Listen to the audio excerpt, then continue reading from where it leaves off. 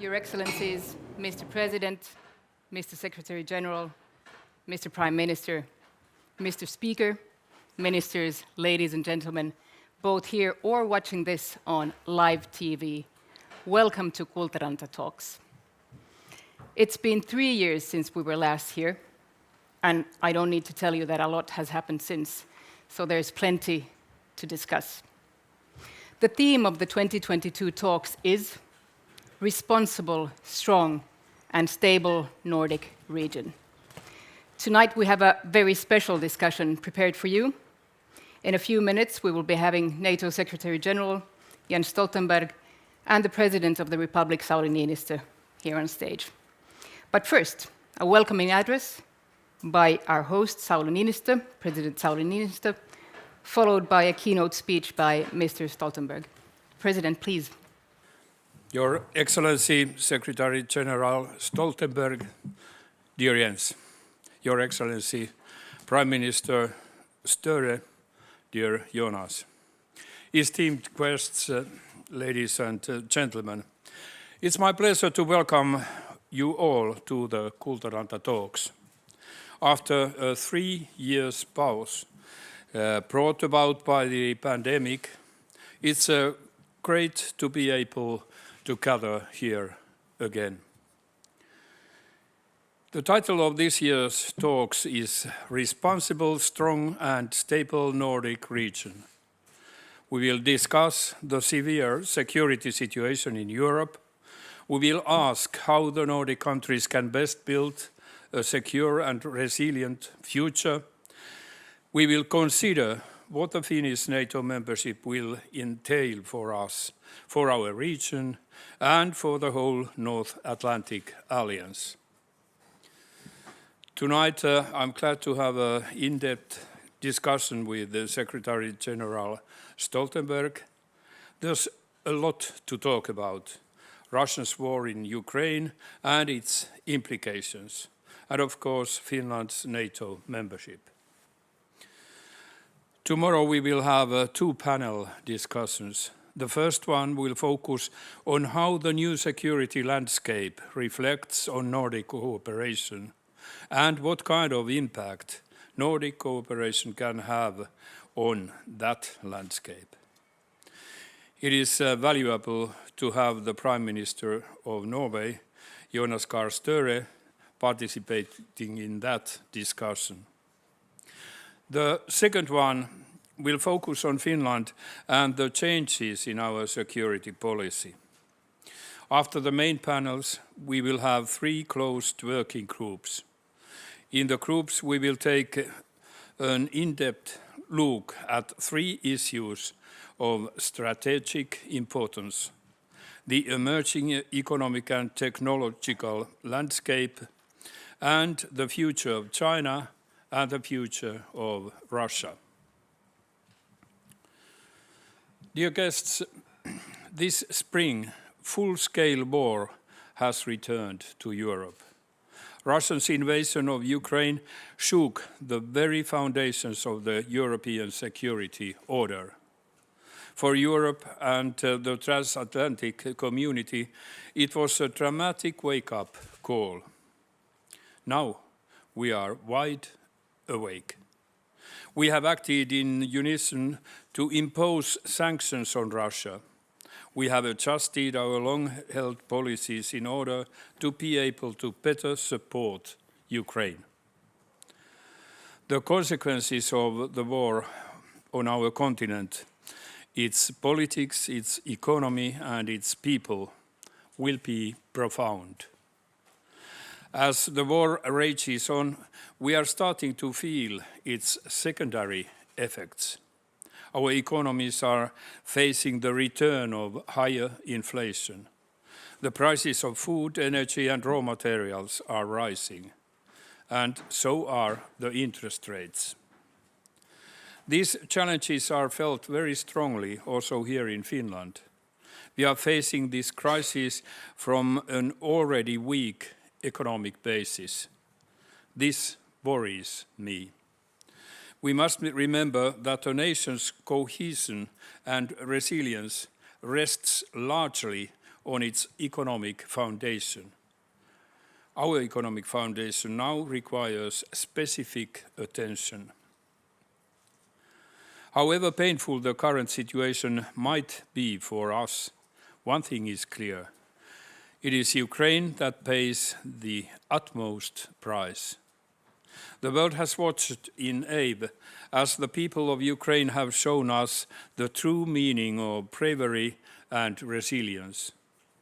There are no signs of a quick end to this war.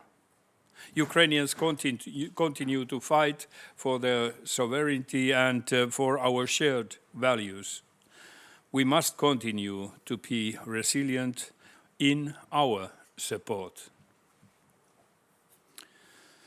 Ladies and gentlemen, we have proceeded with our security policy choices hand in hand with Sweden. The NATO membership of Finland and Sweden would not only increase our own security, it would strengthen the entire alliance and improve the security of all allies. We would add strong capabilities and geographic depth to NATO's collective defense. We are already and willing to do our part and to assume our responsibility in full. I also want to address the security concerns voiced by Turkey. We take them very seriously. Finland condemns terrorism in all its forms and manifestations. We work actively to combat it. We now have more tools in place. An amendment of the criminal code came into force this year. It expands and makes stricter the punishable scope of terrorism crimes. The civilian and military intelligence legislations adopted 3 years ago have also proven indispensable. They help us to track malign activities against Finland and our partners. Our constructive dialogue with Turkey will continue. In return, we also expect to see our own security concerns taken seriously. I'm convinced that Finland meets all the requirements of NATO membership. Ladies and gentlemen, during my 10 years as the President of the Republic, there has never been such a great public interest in security policy. This spring, security policy issues have been debated throughout the country, at dinner tables and in TV studios, at workplaces and in private gatherings. Much has already been said, but there's still much to discuss. I want to challenge all of you gathered here in Kultaranta to bathe in. And as always, these talks are not restricted to those present here. I hope that those following Kultaranta talks on TV and online actively participate in our debate on social media. I hope the debates give you food for thought for the weeks and months ahead. Because the strength, the stability and the security of our societies requires the involvement of all citizens. With these words, I once again wish you warmly welcome. And next, I will give the stage to the Secretary General. Jens, you have the floor.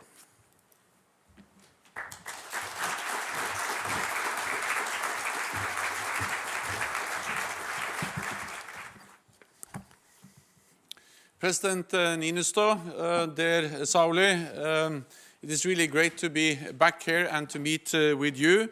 And thank you for inviting me to the Kultaranta talks. This is really a first for me. And it's great to see you again, and a pleasure to also meet you together with so many distinguished guests, including the Prime Minister of Norway, Prime Minister Støre. So it's great to be here together with all of you. The last time I visited Finland, and that was actually last fall, you and I, we discussed how to strengthen the close partnership between NATO and Finland. But I did not imagine that the next time I was going to visit Finland, you would have applied for a membership in our alliance. What caused this dramatic change was President Putin's war against Ukraine, which has shattered peace in Europe. It is really a game changer, not just for European security, but also for the global order.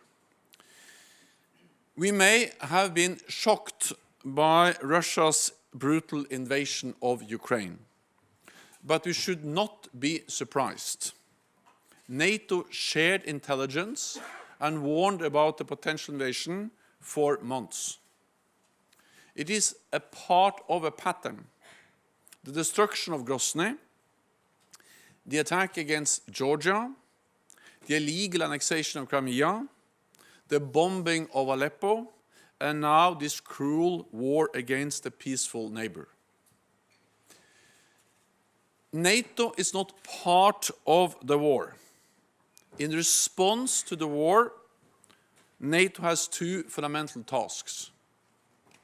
One is to provide support to our close partner Ukraine, to uphold its right of self-defense, a right enshrined in the UN Charter.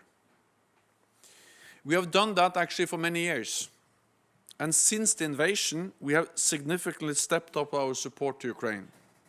And so has Finland, including with military, economic, and humanitarian aid.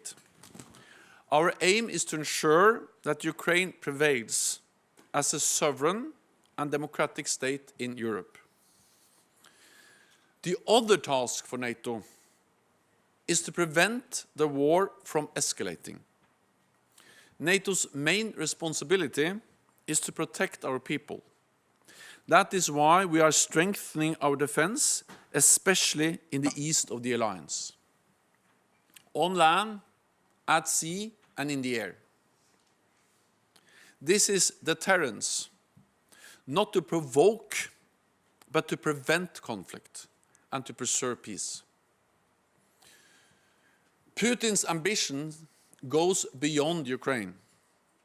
The so-called security treaties he presented to NATO and the United States last December made demands not only on Ukraine, but also on NATO, to refrain from any further enlargement and to remove all NATO troops and infrastructure from countries that joined the alliance after 1997. Introducing some sort of first-class and second-class members of NATO.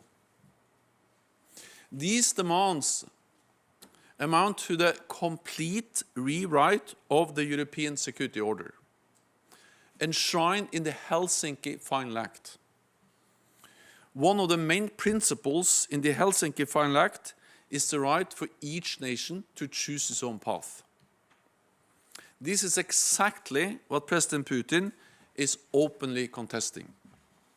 He is trying to establish an alternative world order, where might is right, where big powers decide what smaller nations can or cannot do. You as Finns know only too well the consequences of such a world order. You defend your rights as a sovereign nation, and you have made your free choice to apply for NATO membership. I truly welcome this brave decision. And if President Putin wanted less NATO on his borders, he is getting the opposite, more NATO. The applications by Finland and Sweden to join our alliance sends a clear message. Aggression does not pay. Intimidation does not work. NATO's door remains open. Joining the alliance will make Finland safer. NATO is a big family of 30 democratic nations across Europe and North America. We represent half of the world's economic and military might, and are committed to protect and defend each other against any threat. All for one and one for all. This is the heart of Article 5 of our founding treaty. It is unique and extremely powerful. In a dangerous and more competitive world, it is more important than ever that we stand together. Finland's membership would also make NATO stronger. You are a strong democracy with a resilient society and with advanced military. Earlier this year, I saw your forces in action above the Arctic Circle during our exercise Cold Response in Norway. Your soldiers impressed me with their professionalism and determination. Together with Sweden, you have considerable military capabilities, including substantial reserves and advanced aircraft, and naval forces, all able to work together with NATO. We are now considering the next steps on Finland and Sweden's path to join our alliance. As we do this, we take into account the security interests of all allies. When an ally raises concerns, we address them seriously, and we find common ground. So we are now working through Turkey's serious security concerns, including on terrorism. Turkey is an important ally with a strategic location, playing a key role in the Black Sea, bordering Syria and Iraq, vital for our fight against ISIS. Turkey is also the NATO ally that has suffered more terrorist attacks, including at the hands of PKK. We are now working together in a constructive spirit to find a united way forward. I therefore welcome the contacts you, Sauli, have with President Erdogan. I also remain in close dialogue with you, Sweden, and with our ally, Turkey. All allies agree that NATO's door is open, that enlargement has been an historic success, and that we must continue to stand together as we face the greatest security crisis in a generation. The security of Finland matters for NATO. Many allies have already made clear security assurances to Finland and Sweden. And NATO remains vigilant. We have increased our military presence in this region, and we are holding more exercises. As we speak, our exercise Baltops is underway here in the Baltic region, with over 45 ships, 75 aircraft, and over 7,000 personnel from 14 different NATO allies, as well as Finland and Sweden, all training side by side. In just a few weeks, NATO leaders will meet in Madrid. We will make important decisions to continue to strengthen and adapt our alliance to a new security reality and protect our people and our values. I look forward to the day when we can welcome both Finland and Sweden into our alliance. This will make Finland and Sweden safer, NATO stronger, and the whole Euro-Atlantic area more secure. Thank you.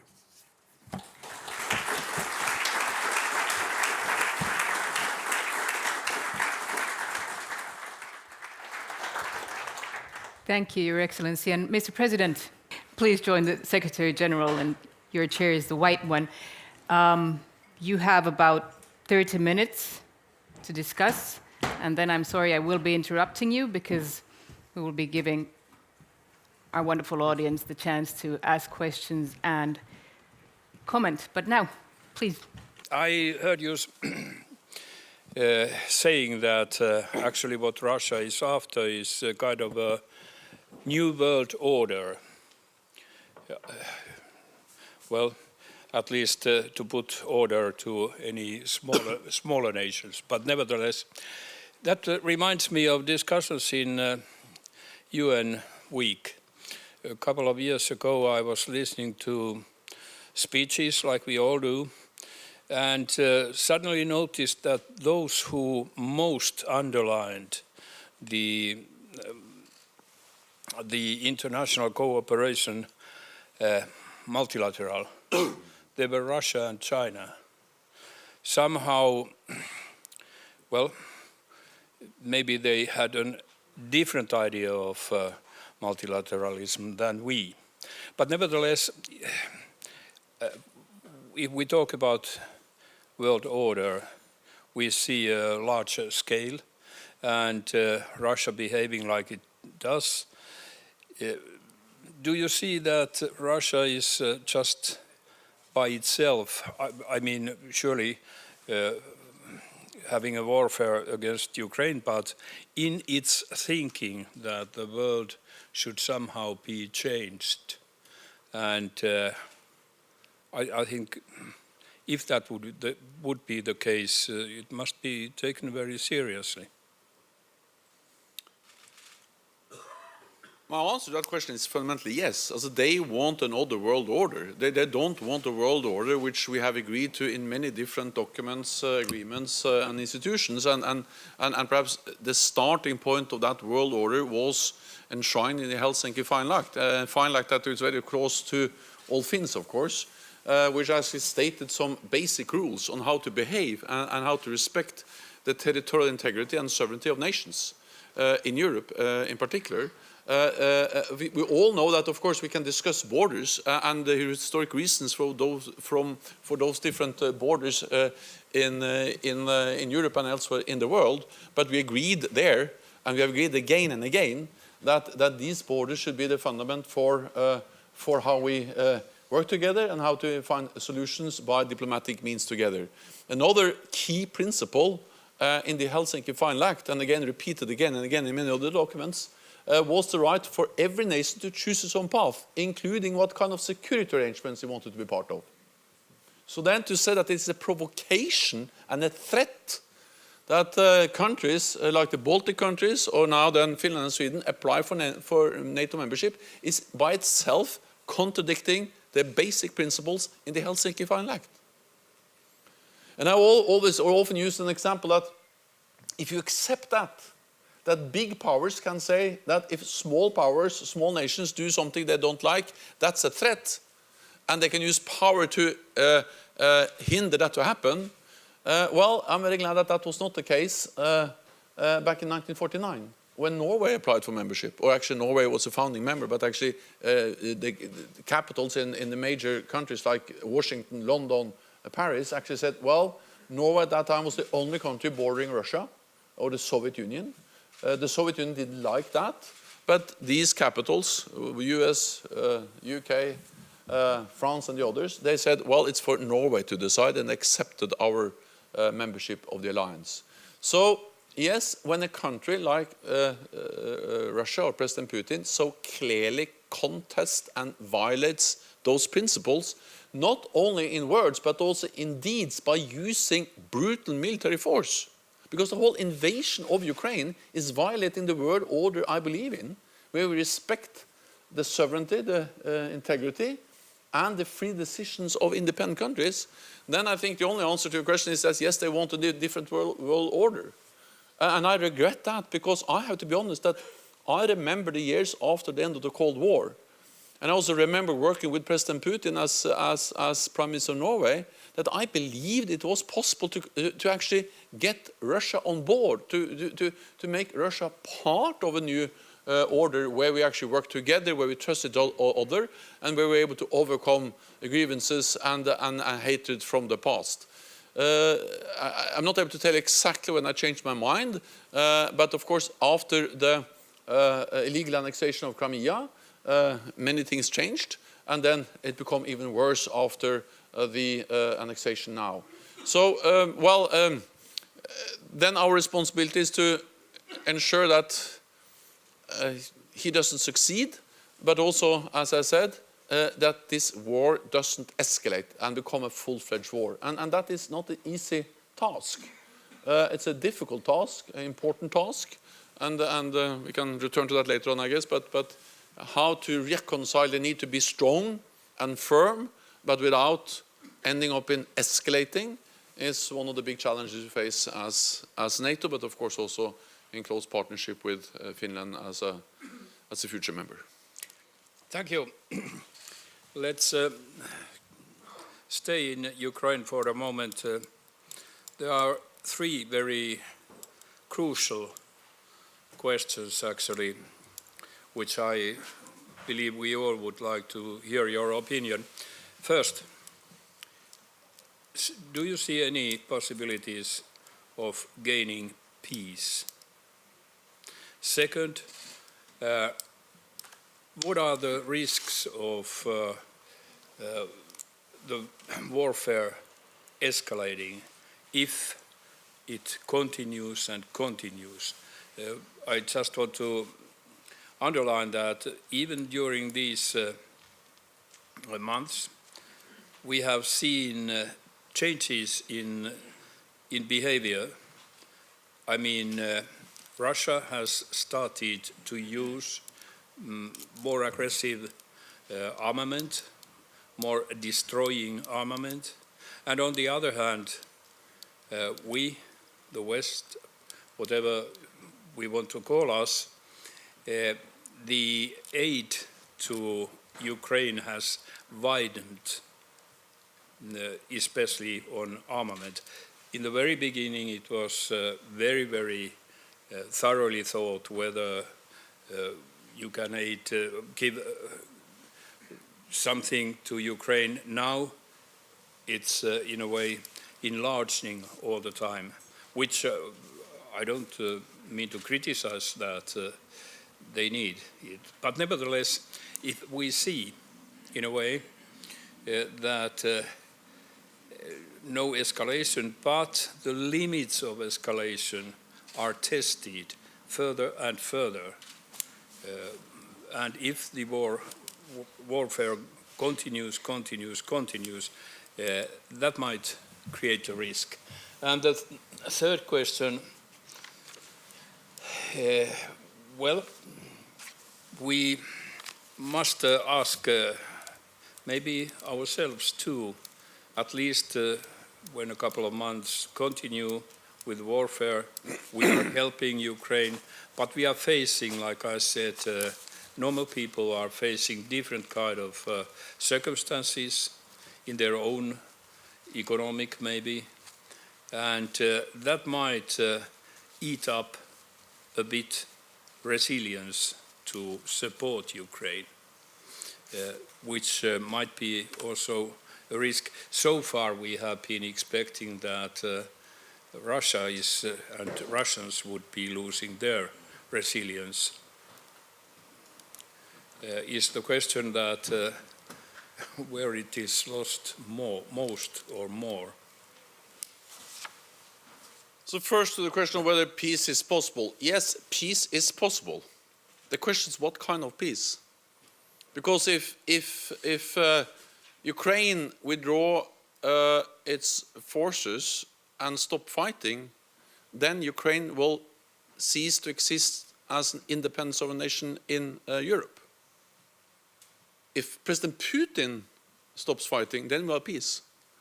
So the dilemma is, of course, that peace is always possible. Surrender can provide peace. But as we have seen, the Ukrainians, they don't accept peace at any price. They are actually willing to pay a very high price for their independence. And again, Finland is a country that really knows the price for peace and also the price for independence and being a sovereign nation. And it's not for me to judge how high price the Ukrainians should be willing to pay. I mean, we pay a price because we provide support. We see the economic effects of the economic sanctions. But there is no doubt, as you said, Sauli, that the highest price is paid by the Ukrainians every day. Yeah. And therefore it's for them to judge, not for me. What is the price they're willing to pay for peace and for independence? So that's in a way the moral dilemma. Peace is possible, but the question, how much are you willing to forsake, to pay for getting that peace? The absolute best way to achieve peace in Ukraine is for President Putin to end this senseless war. We have to remember every morning, every day, every hour during the day, that is one man, one nation that is responsible for that, and that is President Putin. Then we have difficult dilemmas, difficult choices, but it is President Putin's brutal invasion of Ukraine that has created those dilemmas. And they can be solved from his side by ending the war. Then, one more thing on this is that, as President Zelensky has stated many times, this war will end at the negotiating table. The question is, what kind of position will the Ukrainians have when they negotiate a solution? Our responsibility is to make that position as strong as possible. We know that there is a very close link between what you can achieve at the negotiating table and your position at the battlefield. So our military support to them is a way to strengthen their hand at the negotiating table when they hopefully soon will sit there and negotiate a peace agreement. So that was, peace is possible. That's not the question in a way. Yep. The question is, what price are you willing to pay for peace? How much territory, how much independence, how much sovereignty, how much freedom, how much democracy are you willing to sacrifice for peace? And that's a very difficult moral dilemma, and it's for those who are paying the highest price to make that judgment. Our responsibility to support them. Then on escalation, I think it's extremely important that we remember there is a danger for escalation.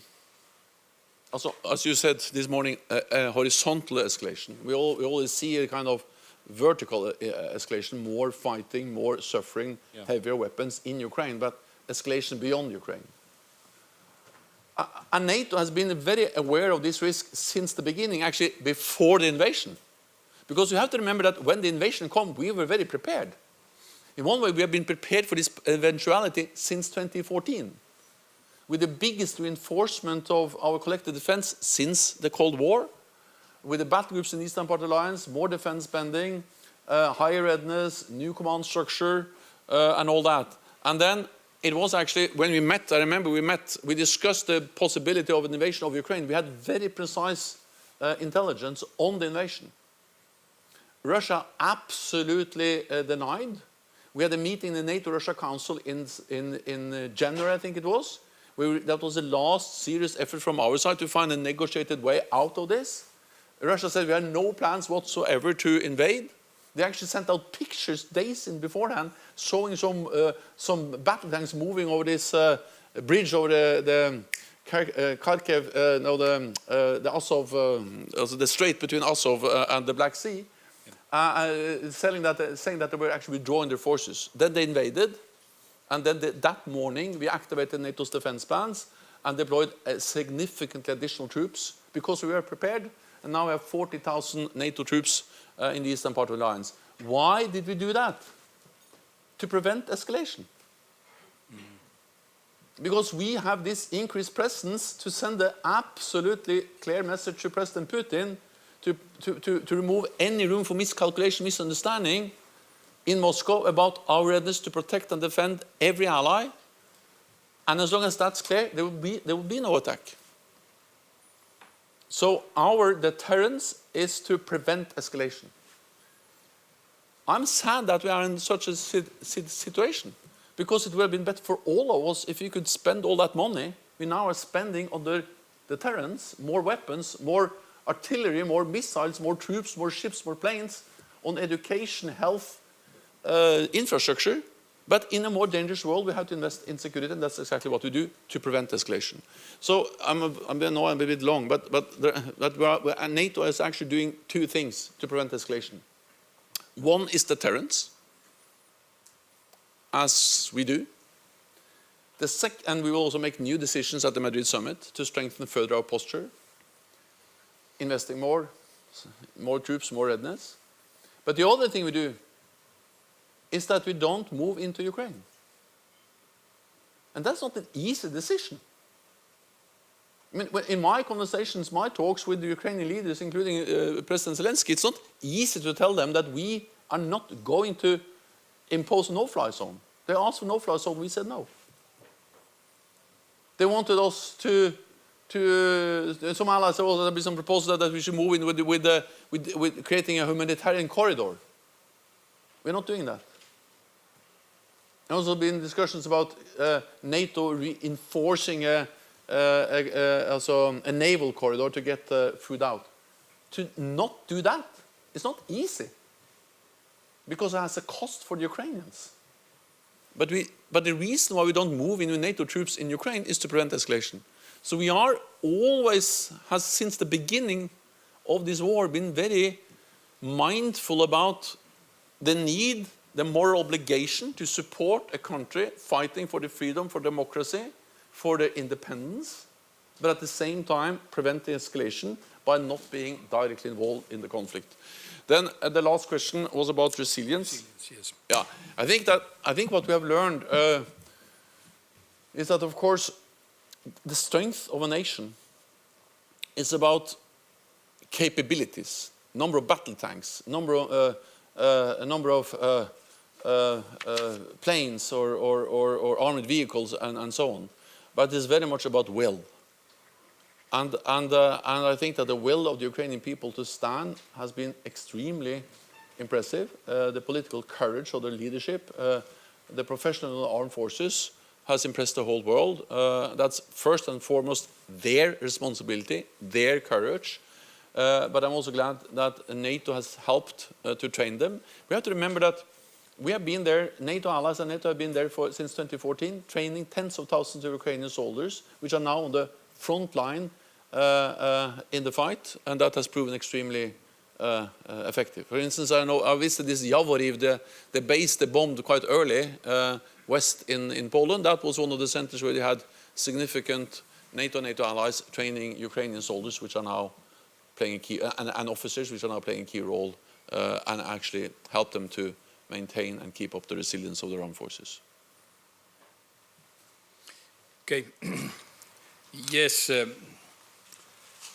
making a peace is not an easy task. I think that we, like I told you about Second World War and the Finnish position when we had to make a peace. But nevertheless, losing Karelia, Petsamo too, but specifically Karelia, well, Finns actually, I guess, never have forgotten it, and it took decades that people had in their minds all the time that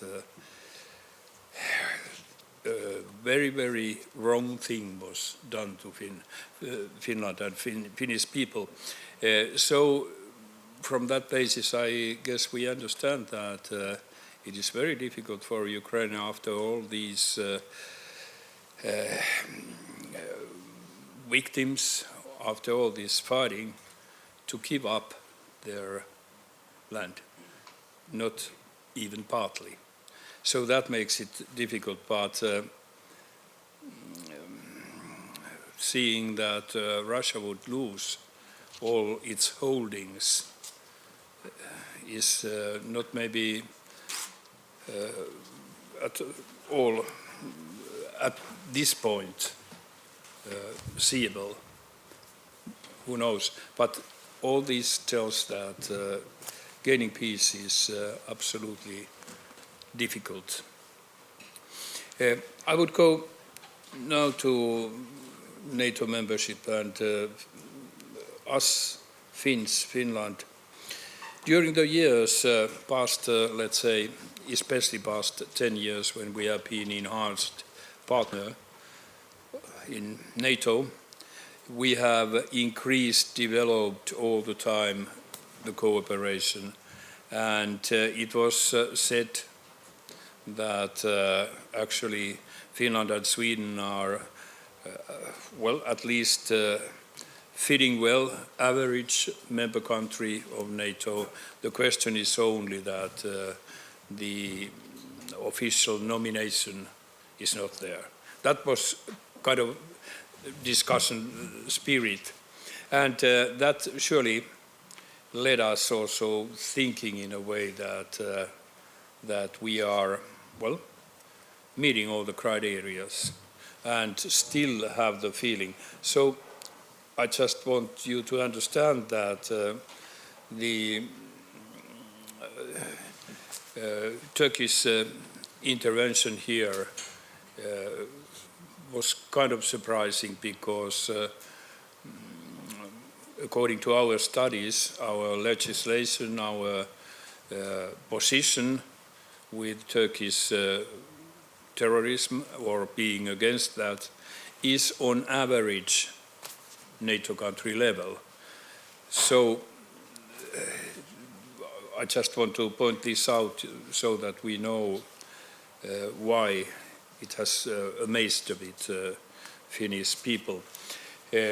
Understanding very well that we have to continue, like I said, discussions with Turkey and trying to find answers.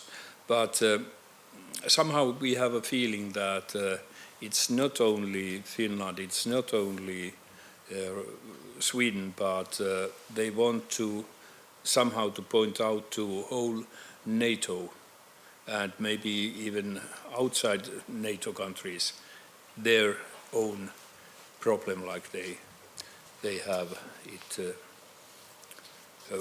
like they tell. Just yeah.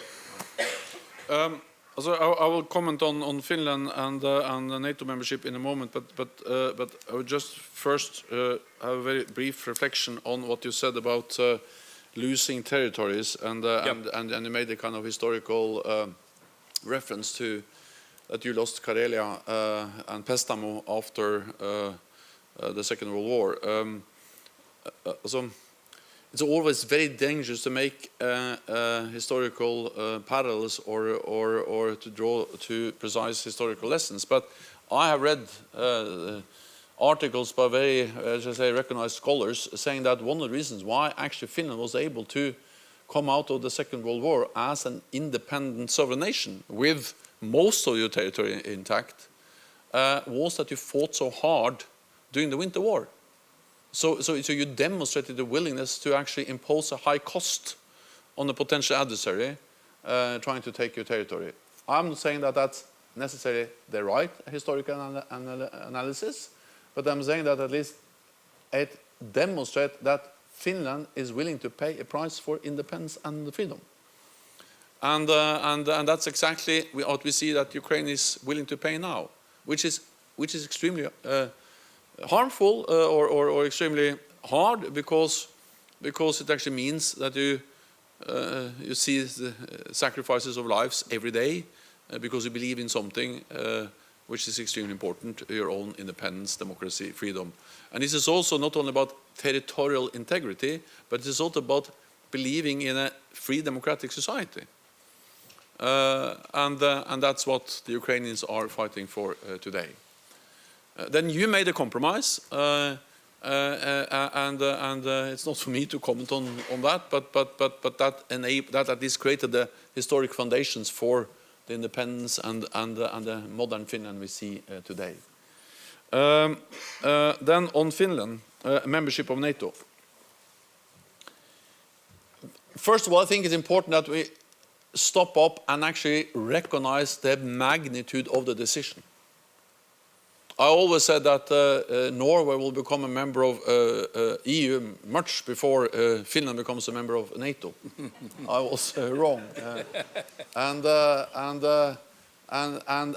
of course we could all speculate about the possibility of Finland joining NATO, but we just looked at the opinion polls back then, also as late as in this fall. It was not very likely that this would happen in the near future. Now you have applied, and you will become a member, and that will be good for Finland. It will be good for NATO, and it will be good for the whole transatlantic area. And actually, you bring to NATO something which is of great importance: a stable democracy, a strong, resilient society, and very advanced military capabilities. I mean, the whole world is impressed by what you have been able to uphold, and also the fact that you have actually seen the value of military strength, of resilient societies, in a way that many other European countries and most NATO allies have not been after the end of the Cold War. And I also think that NATO will be good for you. Then, of course, we need to take seriously the concerns expressed by Turkey. And Turkey is an important NATO ally for different reasons, not least for its geographic location, as I mentioned. They are a Black Sea nation, bordering Russia and the Black Sea. They played and play a key role in our fight against terrorism. Infrastructure bases in Turkey is key in the fight against ISIS and similar terrorist groups. And then I think also being in a Nordic country and in Western Europe, it's important to remember that sometimes maybe we don't recognize how much Turkey suffers from terrorist attacks. The magnitude of the number of terrorist attacks they suffer is so much more than any of us suffer. I remember I went to, first of all, I remember after Charlie Hebdo, many European leaders, including myself, we went down to Paris and we marched through the streets of Paris in solidarity with France. That was a great thing to do. A few weeks after, I went to Ankara. And President Erdogan said, so why didn't you come here? We had many more casualties, many more people killed. A kind of youth camp where the terrorist attack killed a lot of young people. No one came. The same after the coup attempt, I went to Ankara and I saw they actually bombed the parliament. So sometimes I think we need to recognize that Turkey faces threats, terrorist threats, at a scale none of us faces. And of course, then they have the right to defend themselves. And we speak about groups which we all recognize as terrorists. PKK is not something they have invented as a terrorist group. It's agreed by Finland, Sweden, EU, NATO allies. So then I think we just have to realize that how to fight this terrorism, which is posing so much pain, suffering for them, matters for them.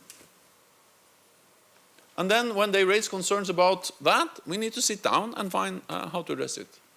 And that's exactly the way we do when there are different views in NATO, and that's what we do now. In close, of course, also I welcome the close dialogue between you, Ankara,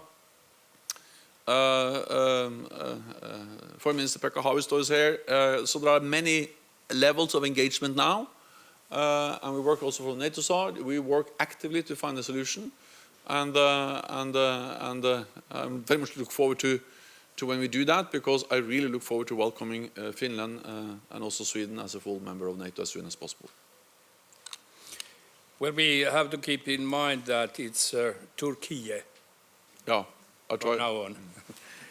Very good. Yes, I made an official visit to Ankara 2015, and just a couple of days earlier there was a huge terrorist act. I don't remember, tens of people died. So it is a real threat to Turkish people, actually. So actually I have made my questions, but one promise. We have got a lot of support from Norway, from our Nordic friends, and from many others during this process. What about if we promise to support Norway to become a member of EU as strongly as they supported us. Yeah, but first of all, Norway has to make a certain decision because because you remember when we met to discuss this issue last fall, my message has been to Finland and Sweden all the time that NATO will never push, never in any way try to influence a domestic debate on whether to apply or not. Because I think it will not be helpful if NATO came to Helsinki and said you should apply for membership. Now, when you have decided through your own democratic process to apply, that changes everything. Then we can welcome that. But I think I will not speak on behalf of Norway, but Jonas Gahr Støre is here, and he is a very experienced politician. He knows both NATO issues, EU issues, and he knows the people of Norway. So I think it's for him to speak about the issue of EU membership. I actually tried as part of the government I was part of then in '94. I know. We lost, and I will not be in the but if lead of the next campaign. But if I remember correctly, nevertheless, you said that if you decide, we will support. And this is for Norway. If you decide, we will. Okay, thank you. Luckily, we have the Prime Minister of Norway here. I don't know if you want to comment on this or maybe ask a question. This is now time for questions. There's a microphone on the table. Please grab it. Mr. President, dear audience, thank you for inviting me. Let's avoid that last topic. We should not dive into the too big complexities. But let me say there are so many dimensions to the issues you are discussing today, and I think there were two enlightening interventions. Let me, on behalf of Norway, say a few things directly, since the President of Finland is our host. Now that you have applied, Norway strongly supports that application. In Parliament on Thursday, Parliament will vote with an overwhelming majority the accession of Finland into NATO. Now, knowing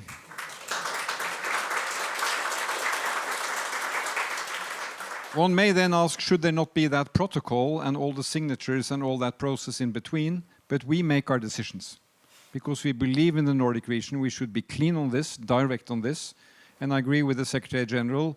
We have awaited this until you have made your decision, and then we are very firm. It is historic that there will be 5 Nordic countries on the horizon working on security inside NATO. Now, I have many entries into what you discussed on Ukraine. I agree with the Secretary General. Any conflict, be as horrendous as it may be, ends at a negotiating table sometime. And when we see the immense destruction going on of human life, property, and infrastructure in Ukraine, one should hope that that day comes sooner rather than later. And I agree with the President that we should also reflect on that dimension. But my comment will be on the Nordic region. Since January, Mr. President, we have been in touch pretty regularly. I think almost weekly. I have appreciated it to share analysis with you and your insight, and perhaps we have been able to share some of our experience being a bordering country with Russia. Now, my message has always been the Nordic region threatens none. And when we join in NATO, we will be 5 countries who would like to take care of our sovereignty and our integrity and be active participants in the peaceful development of Europe and in our neighboring relations. Some have said that with Finland in NATO, NATO will move to Russia's border. And my view has been that that is not what is happening, because Finland is on Russia's border, and Norway is on Russia's border, and we make decisions on how we look after our security with our allies. And we have 70 years of experience with Russia being a neighbor, and most of the cold winds that have influenced negatively on that relationship have not emerged on our border. It has come from other geopolitical settings. So I believe that when we welcome Finland and Sweden into NATO, we will have an important contributions to make. What it means to be a neighbor in a peaceful way, deciding on our own security. And that's where I would like to perhaps challenge the President to reflect on that. Because no country can choose its geography. We are happy to have the geography we have. Norway, for its part, has been at peace with Russia for 1,000 years. We are probably the only neighbor of Russia that has not had been at war with Russia. So when I meet my Estonian colleague or my Finnish colleagues, I acknowledge that we have different histories of being neighbor. And in my view, Russia does not have a neighbor policy, but it has policy with neighbors. And it differs. But now, if the Nordic group comes into NATO, I think we should be a voice of wisdom, a voice of looking at the long lines. There will become a day after this conflict. And the day after, Russia will still be there, and we will be there, and we will be neighboring Russia. Norway with its maritime outlook, and Finland with its long land border. So, Mr. President, I welcome that we now, from today and onwards, will work together on reflecting how we can use the Nordic experience, being medium, small-sized nations, peaceful, prosperous, to contribute to Europe. And I appreciate highly the dialogue we've had up until today. And it's the ambition of my government to deepen and continue that relationship. Thank you. Excellent.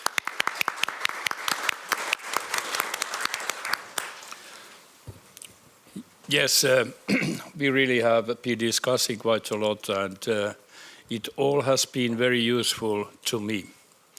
I want to thank you for all the support you have given, and your parliament for its decision. It has been very valuable.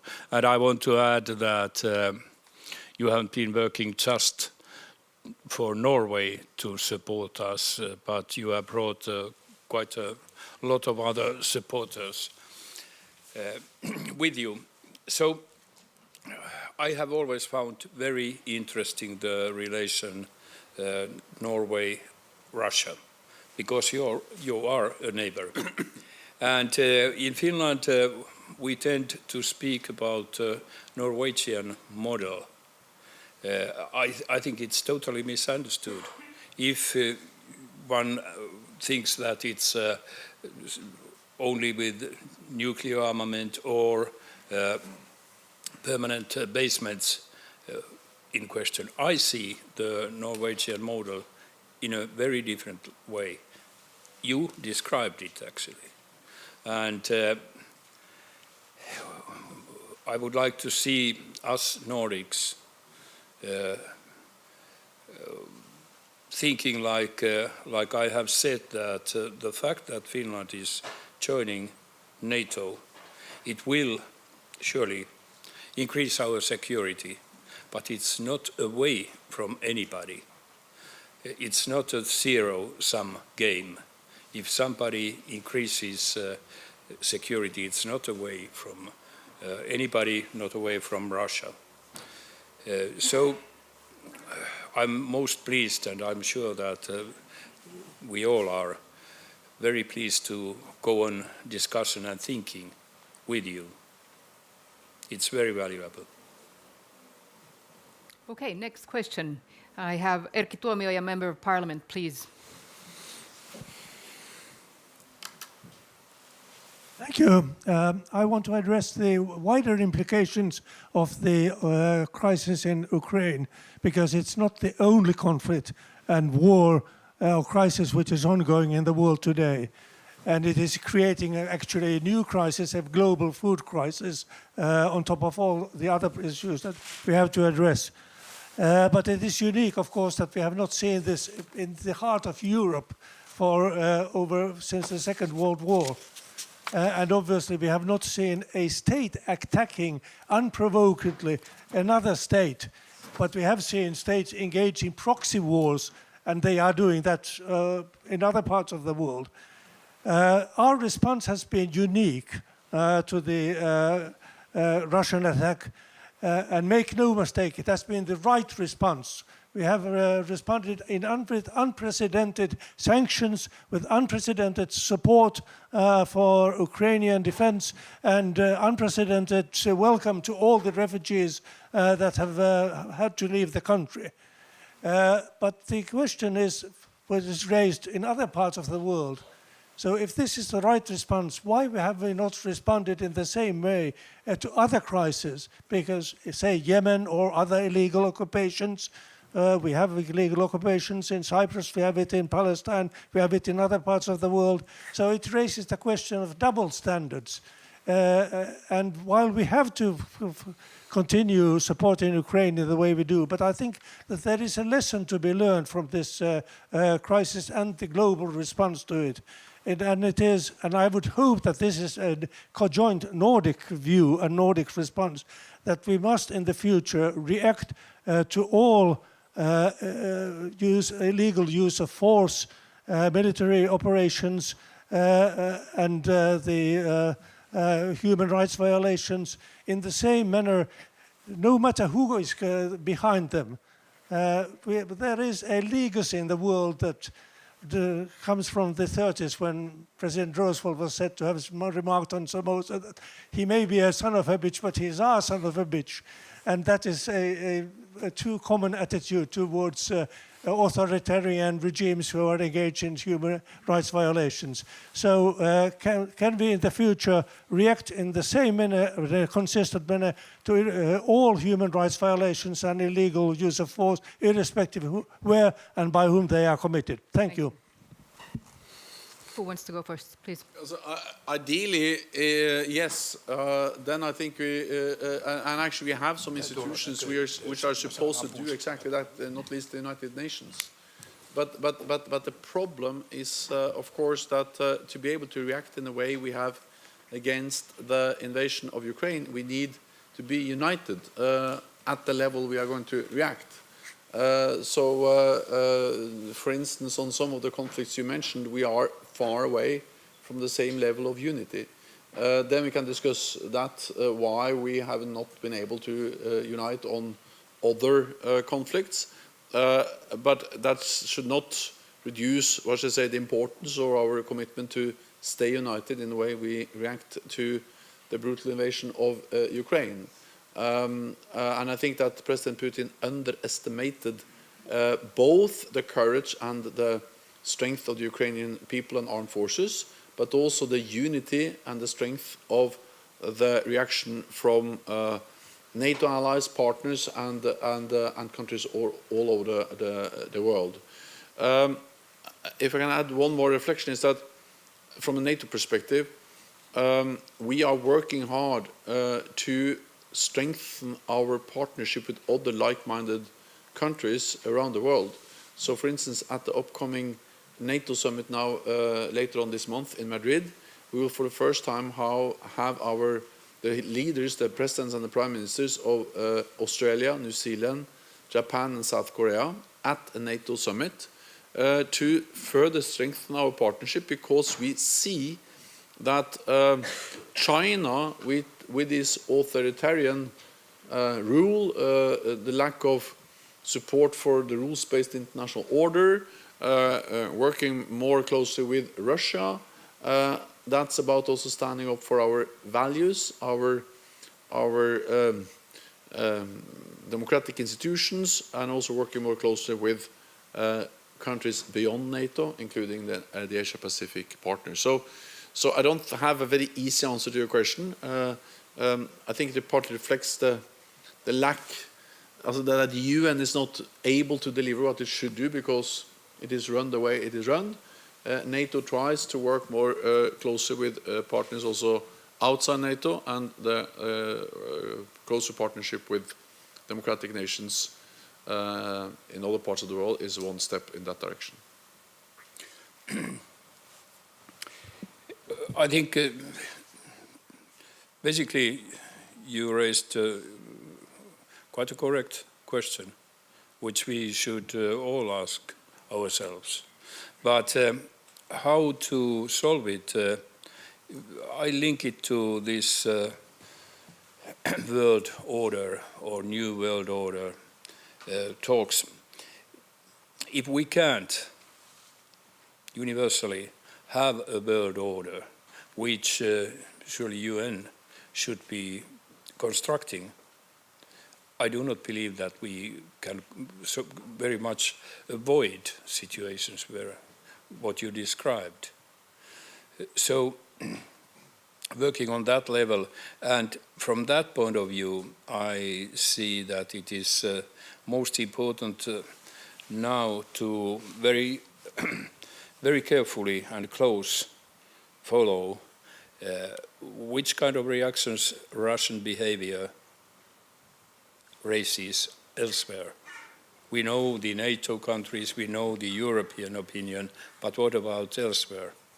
And it would be very worrying if such a behavior would, even if it wouldn't be supported directly, but being forgotten.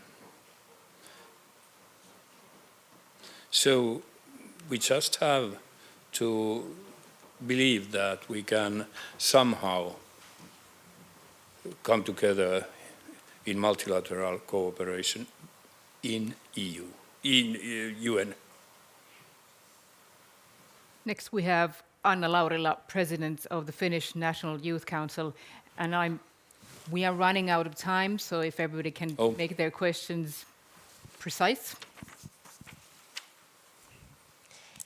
Yes, thank you, and thank you for the important discussion. The principle of the action program on youth, peace and security is the inclusion of young people in peace work. Finland is the only Nordic country that has drawn up a national action program based on the UN 2250 resolution. How do we ensure that the youth are involved as active actors in building a safe and peaceful environment and society in the changed security situation? And this is because the effects on the crisis such as climate, corona and now Ukraine cause the deepest impacts for young people. And the key to solutions should be to consult youth in the decision making. Thank you. Well, I have nothing else to say that you have a say there. It's very natural, because the future is not necessarily for me, but it's for you. And listening to you, I would say that the discussion we have had on security policy, which I described, that it's more lively, more wide than ever before. Maybe that's a good model to continue on other issues too. Do you wish to comment? Well, the problem is not the questions. The problem is too long answers, and especially from me. So, so therefore, I try to refrain. But now I can say some words. And to be honest, first of all, I think that governments, grown-up politicians like me and Sauli, we can invite the young people to participate in all kinds of important international meetings, and that's good. And we should try to do that. But to be honest, the most important thing is to be active yourself as young people. My experience from politics for many years is that young people have a lot of power when they organize and are active, either in different organizations, be it against nuclear weapons or in favor of peace or yes or no to the European Union, whatever it is. They have a lot of say. They really make a difference, and not least when young people are active in political parties, they have a lot to say. So my main message is to say, just use your power you have. Be active in political processes, political parties, and then the grown-up elderly men like me and Sauli have to listen. That's not the problem, but the challenge. Minister for Foreign Affairs, Pekka Haavisto, please.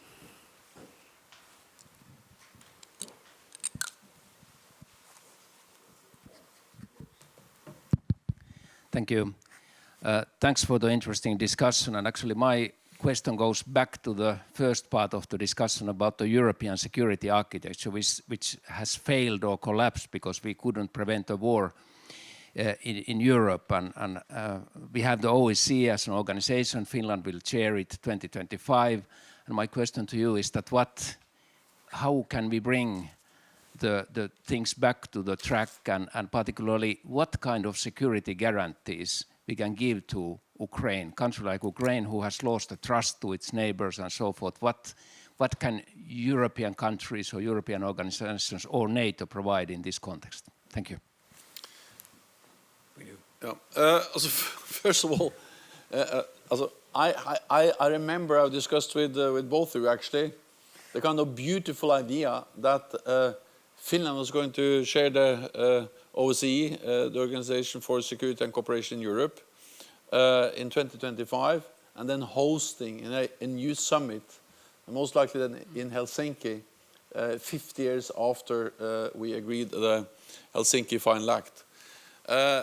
It's not for me to decide what you will do, but of course the likelihood of having that as a kind of peaceful demonstration of how we can work together in Europe is significantly reduced by the brutal invasion of Ukraine that we all have seen over the last months. I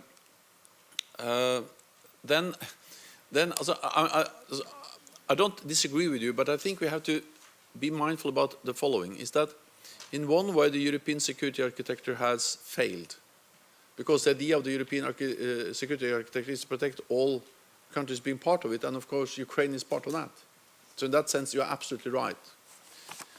But from a NATO perspective, NATO is also part of the European security perspective. We are not the whole, we are not the European security architecture, but we are an important pillar of it for those allies or for those countries that have chosen to be part of NATO. And that's now 30, soon 32. And of course for those, I think it only underlines the importance of security organizations as NATO, where we share some common values, where we have some common goals, but not only that, we will have some common structures to enforce those values and goals. Because I'm a strong believer in the OSCE, I'm a strong believer in the United Nations, but the problem is that they don't have the power to reinforce the principles. NATO has power, because we have Article 5 commitment, we have the command structure, we have the military capabilities, and we have, of course, the transatlantic unity. There is no doubt that what makes NATO the most successful alliance in history is that we bring Europe and North America together. So the failure of the big European security architecture makes only the more limited but also still very important architecture in NATO even more important. And even more important that you have decided to apply and become a member of this part. Then, to try to answer your on what kind of guarantees, so what we can do to Ukraine is to provide support, and to provide them with weapons is perhaps now the most important thing we can do to help them protect their security. But as we all know, that comes with a price. And then don't speak about the price for us to pay for those weapons, but it comes with the price of prolonging this war. But as I said many times, I think it's for Ukraine to decide, not for me to decide, when they think they have paid a too high price for the war. Hopefully, as part of some kind of peace agreement, there will also be some kind of security. I don't call them guarantees, because I don't think it will be Article 5 guarantees, but assurances. The problem, and I'm quite honest with you, is that Ukraine has had that before. Mm-hmm. They had a beautiful memorandum called the Budapest Memorandum, where Russia guaranteed, because Ukraine got rid of all their nuclear weapons, but also all other countries guaranteed. So the problem is that these kind of documents, if you have countries like Russia who are violating those documents, they don't make so much difference. So you need documents, you need values, you need principles, but at the end of the day, you need some hard power to protect those values. Yes, what comes to security guarantees, which is very understandable that Ukraine wants them and needs them, because any solution would leave very easily a doubt that when they come again. And how to, well, guarantee, that's a really complex question. There was an idea that all the permanent members of UN would give this guarantee, including Russia. Okay, but I tend to agree with the Secretary General. It's at the end, it's hard power. We don't have a court deciding whether somebody is behaving against agreements, international agreements. They are just broken, like in this case. In Europe, the architecture, we have made European map, strategic map. NATO is having its strategic concept, and there have been discussions over EU-NATO cooperation. So there is ongoing a lot of discussion and ideas of European security without Russia. And then the big question is that the moment it is possible, and it's possible only after Ukraine is peaceful, in that moment one has to link somehow Russia to this kind of talks, trying to, let's say, at least secure the future, even though in that case too we have to remember that any document well, might be just for Wayne if it's broken. 2025, you reminded. Well, we had a beautiful idea, yes, and that maybe also Russia supported that warmly. So maybe that's an indication that sometimes some people tend to think too positively for the future. I'm going to break the rules here, but I'm going to take one more question. But that means that also you need to make your answers a bit shorter. We have Professor Matti Nojonen. It's on. Okay, thank you. I'm a China scholar, and I have a question for General Secretary Stoltenberg related to China and NATO. The question is that whether NATO will write into the strategy China, and then how do you think China will react to that, and to what kind of ball game then NATO will face in the future, because then it's in really global player, and whether that also will push China closer to Russia and increase bipolarity. Thank you. First of all, NATO is an alliance of North America and Europe, and NATO will remain an alliance of North America and Europe. So it will not become a global alliance. But North America and Europe, this region, faces global threats and challenges. That includes, for instance, cyber, which is a truly global threat. People can be in China, in North Korea, they can be all over the world and impose heavy damage on NATO allies, on our security through cyberspace. Space is becoming more and more important for our security. The satellites, the communications, everything we do on, or more and more what we do on Earth is dependent on space capabilities global. We need to relate to that. Terrorism brought NATO to Afghanistan on the borders actually of China, a global threat. And then China matters for our security. That is absolutely impossible to deny that. They are the second largest defense spender in the world. They are investing heavily in new nuclear weapon systems, including a lot of long-range nuclear missiles that can reach the whole of NATO territory. They are the largest navy in the world. They have the largest navy in the world. And they are working more and more closely with Russia, like it or dislike it, but they operate together with them militarily, diplomatically. They have not condemned the invasion of Ukraine. They spread the same false narrative about NATO causing this war, about NATO and the United States producing biological, chemical weapons in Ukraine. They are spreading that with their public